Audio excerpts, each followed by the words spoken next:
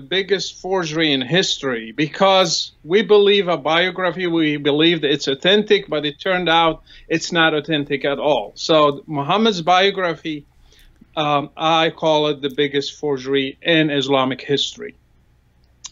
The first big question, why we do not have a biography of Muhammad in the first 100 years? Is there a reason, an excuse? Look at Christians, for example. They were persecuted.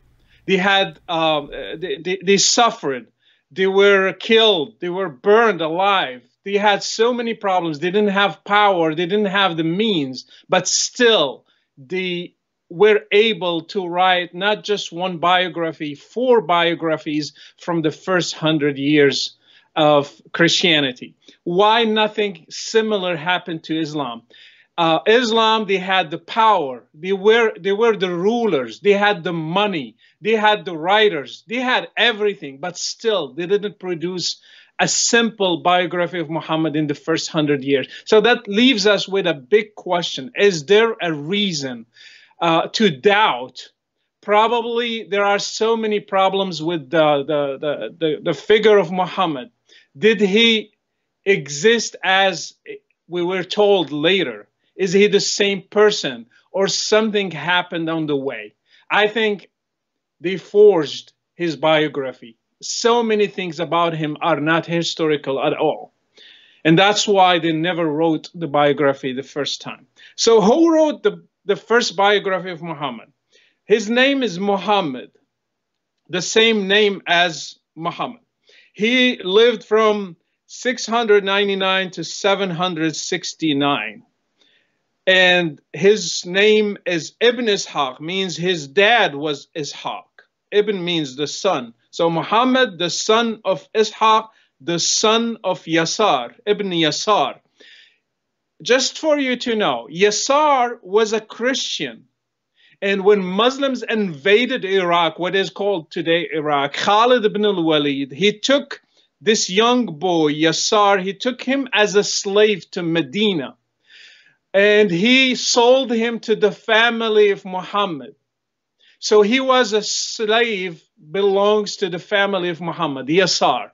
He was a Christian. He was the sources, the only sources of Islam, they tell us, Ibn Sa'd, for example, he tells us that Yasar was studying in a church. He was studying theology in the gospel. So Yasar, the grandfather of Muhammad ibn Ishaq, was Christian. He was very familiar with the Gospels. So I'm sure that Ibn Ishaq knows Syriac and knows Christianity because of his family's history.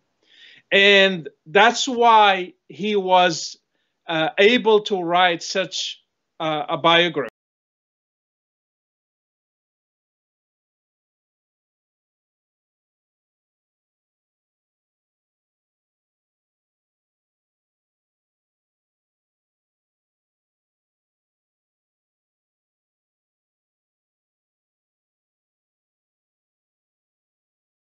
He knows the Gospels. He knows Syriac. He's very familiar with Christian literature. And he knows the biography of Jesus Christ, which is in the Gospels. Ibn Ishaq went to what is called now today Baghdad, went from Medina to Iraq. I'm sorry. He went to what we call today Iraq. And he wrote the biography of Muhammad in Iraq, in the town of his grandfather, Yasar. So he went there. And why he wrote the biography of Muhammad? If you read the Gospels, you don't find anybody paying the writers to write a biography. They were not paid to do it. They did it because they loved Jesus Christ. They loved their master. And they wanted to write down everything he said, everything he did, and tell everybody else about it. But for Muslims, the reason why Ibn Ishaq wrote this, because the Caliph, Abu Ja'far al-Mansur, ordered him to do it. He gave him an order and he paid him as well. So he was paid, ordered by the Caliph to do it.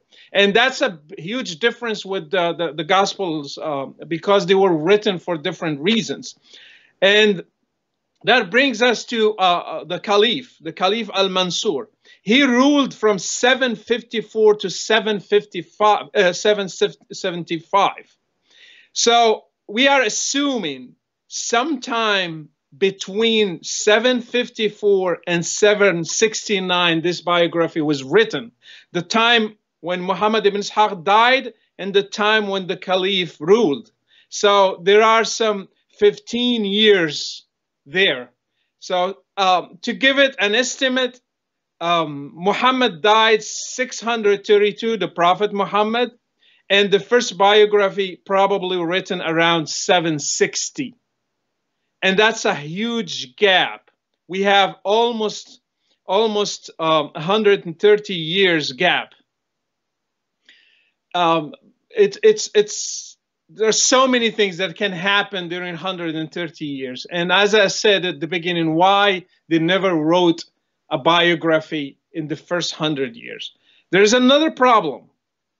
Do we have a copy of the biography of Ibn Ishaq? No, we don't. So what we have today, actually, it's not the biography of Ibn Ishaq. It's the biography of Ibn Hisham. That's another problem we add to Ibn Ishaq. So we have 130 years, but still we have zero biography. Who is Ibn Hisham?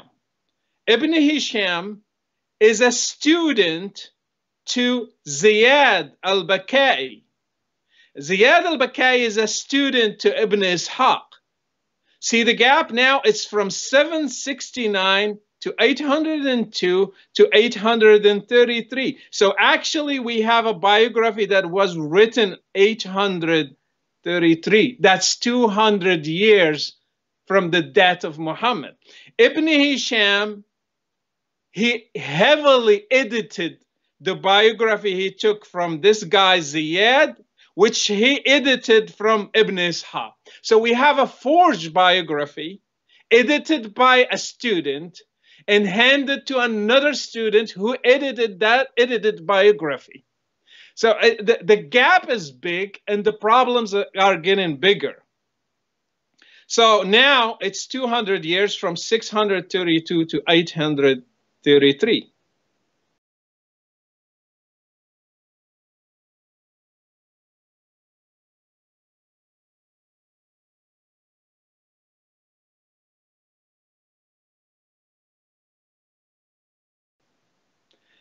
What's the reputation of Ibn Ishaq, the original writer or the guy who we were told he wrote the biography?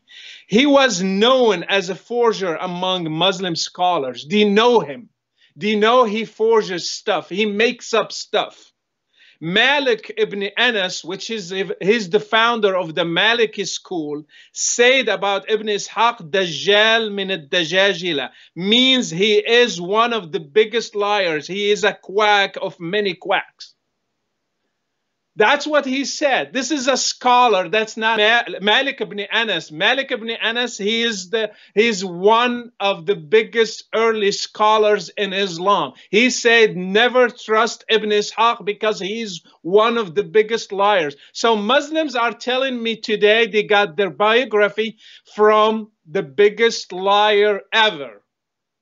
Not trusted by al-Bukhari or by Ahmad. They didn't trust him. So that's why we don't find his hadiths in Sahih al-Bukhari or in Musnad Ahmad, because they don't trust him. They don't rely on him. But still, we have his biography until today.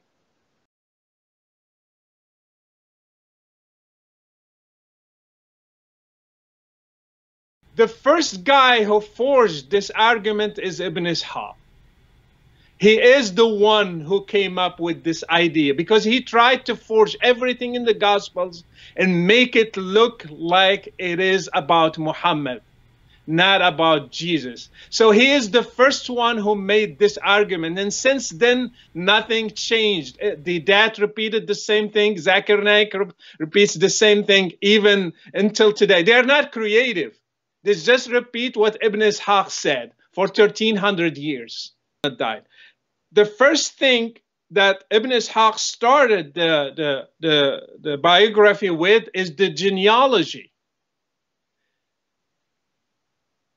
He started by Ibn, son of that, son of that, son of that, son of that, to go up. So why would Ibn Ishaq start with the genealogy? Because he was copying from the Gospels. He was looking at a model. So if you were in the 7th century or the 8th century and you want to write a biography, what is the best source to go to? What is the most available biography around you if you are in a Christian environment in what is called today Iraq? It was Christian, almost 100% Christian.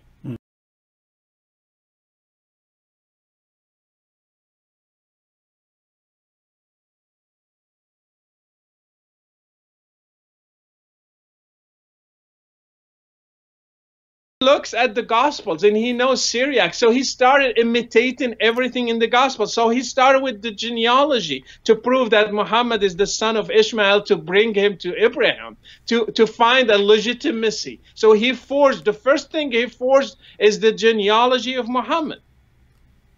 And let's look at some striking similarities. The biography of Muhammad starts with the genealogy. The Gospels, especially Luke and Matthew, they start with the genealogy. And there is a star of Muhammad. I'm going to show you the page later. There is a star. It's called the Star of Muhammad. And I think everybody knows the Star of Bethlehem, the Star of Jesus. So that it doesn't take a brain to know that. The prophecies about Muhammad, the first thing that Ibn Ishaq started talking about are Christians and Jews talking about the coming one, the prophet.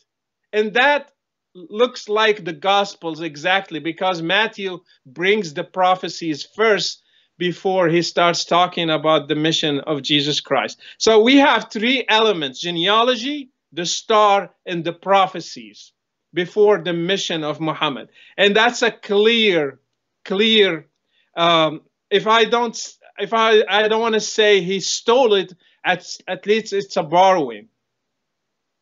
The genealogy, it's in page 3. It's in page 3. And you will find Muhammad's star in page 70. It says, tonight has risen a star under which Ahmad is to be born. That means a Jew who said that. I heard a Jew calling out at the top of his voice from the top of a fort in Yathrib. And he told his fellow Jews that there is tonight a star was risen or has risen. The prophecies, we can find them in different pages, but especially page 79, the story of Bahira. When he went to Damascus, Muhammad went with his uncle to Damascus for a caravan, with a caravan. And also, Bahira saw his description in the Christian books. That's what the biography says, that this Christian monk found the signs of Muhammad in Christian books. So always Ibn Ishaq is trying to find something in Christian books to say it is about Muhammad. Means he was looking into the Gospels.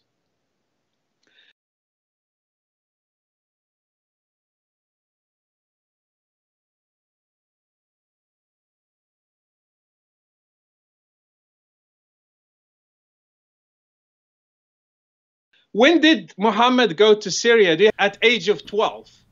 Everything, they are trying to make it look like Jesus, everything about Muhammad. So at age of 12, he went to Syria and he had this discussion with the monk, with a Christian monk. The same thing, Jesus, he had a discussion with the Jewish scholars when he went with his mom and dad. And other similarities, at age of 40, page 104, he started his mission or ministry, Muhammad. Jesus at age of 30. So Ibn Ishaq was playing with numbers here. And Muhammad went to the cave of Hira, page 106. Jesus went to the wilderness.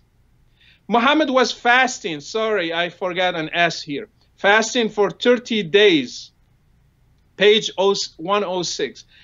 Jesus was fasting for 40 days. So he adds a 10 here, he removes a 10 there just to make it look a little bit different, but it is the same. And Muhammad met a spiritual being. They say it's Gabriel, the angel, at page 106. Jesus met a spiritual being, but it was the devil. And this spiritual being with Muhammad, he quoted what is called scripture, the Quran. And with Jesus, he quoted scripture, the Bible. So you can see there is a pattern here. And at the start of his ministry, Muhammad, after the encounter with the angel, he came back and he started choosing disciples like Ali and like others, Khadija, and he started talking to others. He made many followers after that. The same thing Jesus did after the wilderness. And Muhammad started his secret ministry, page 115. The same thing. Jesus he didn't have a public ministry at the beginning. And then Muhammad proclaimed his ministry. The same thing Jesus did later in his town.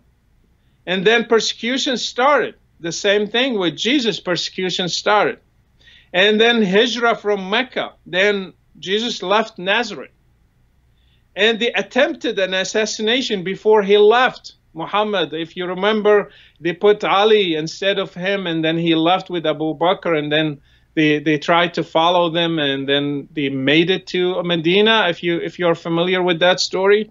And the same thing with Jesus. They attempted an assassination on the mountain. They tried to push him from the mountain, and he just went through them. With it sounds like a miracle. And the same thing with Muhammad. It sounds like a miracle. He escaped. He went actually, and they were looking and they didn't see him. That's what the biography of Muhammad said. And then he started his expeditions or raids, and Jesus started his ministry.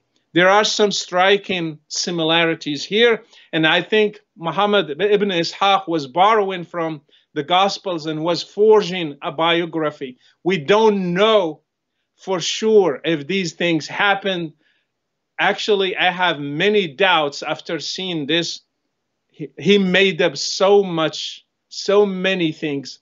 According to Muslim scholars, he is a liar, so I wouldn't be surprised if he makes most of this biography from just borrowing from the Gospels. And actually, he had 12. If we go back to the disciples, actually the first in Bay'at al-Aqaba, they call it al-Aqaba, it's when the helpers, 12 of them, they came and they made a covenant with Muhammad, and that's in page 198. There were 12 of them. The first 12 helpers from Medina, there were 12 of them. And I wonder where he took that number 12 from. It's obviously from the disciples. There were 12.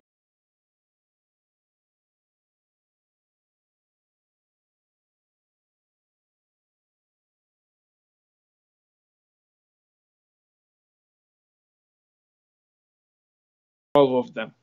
And you can see it here, page 204 too, the names of the 12 leaders in the rest of the story of Al-Aqaba, the 12 leaders. So Muhammad made 12 helpers, Ansar, like Jesus with the 12 Ansar or the 12 disciples. If you go to miracles, Muhammad healed Qatada's eye, page 381. And we know about Jesus, he did heal the blind. Muhammad increased food, page 452. And Jesus multiplied the fish and the bread. And actually, there is a funny story here. Muhammad, he multiplied dates because they couldn't talk about fish. It will be like obvious it's a forgery. So he changed it to dates instead of fish and bread. And I like Ibn Ishaq when he tries to find something that he changes to look like real, but you can catch him easily, because if you follow the pattern of the biography, you will see clearly it's following the Gospels. In the last days, Muhammad was killed by a Jewish lady. she poisoned him, and Jesus was killed by Jewish leaders and the Romans, but especially by Jewish leaders because they were the one behind it. So there are some similarities here. So if you look at all these details, I think we are in front of one of the most forged biographies in history. And just to give a summary right now, if you have a biography written 200 years later, heavily edited, and then the writer is a famous liar, and not only he wrote it, he copied other books, are you going to trust that? Are you going to say we're here about a historical figure? So many things about Muhammad are not historical at all, especially the miracles. If we know that the Quran denied miracles for Muhammad, I'm going to read from chapter 17, verse 59. Nothing has prevented us from sending signs except that former people denied them. So the Quran says there are no miracles for Muhammad because previous people, they didn't believe when we sent miracles to them. That's what the Quran says. And you find Ibn Ishaq filling his biography with hundreds of miracles to Muhammad, just because he saw the Gospels are full of miracles. And then he realized it will look really weak if Muhammad didn't have miracles. If we go back to the name Muhammad itself, I have doubts about the name itself. Muhammad is not a name, actually. It's a description. It's the glorified one. So he was trying to glorify Muhammad as Jesus. If we go back to Muslim sources, you will find his name was Quthum when he was born. Quthum, not Muhammad. So when you name him the glorified one, the praised one, Muhammad is the praised one. The praised one is Jesus, not Muhammad. So everything about Muhammad was made to look like Jesus. He's the last one. He's the Omega. He's the Omega, and we know Jesus is the Omega, not Muhammad. So he's the last prophet, and he made Jesus look like the Baptist to him. He announced the coming of Ahmad. He announced the coming of the one. Actually, in Islam, we name people Mustafa. Mustafa means the chosen one. And we believe that Muhammad his name was Mustafa, actually, was the chosen one. And the chosen one is the Messiah, is the Christ, the chosen one, the anointed one. He was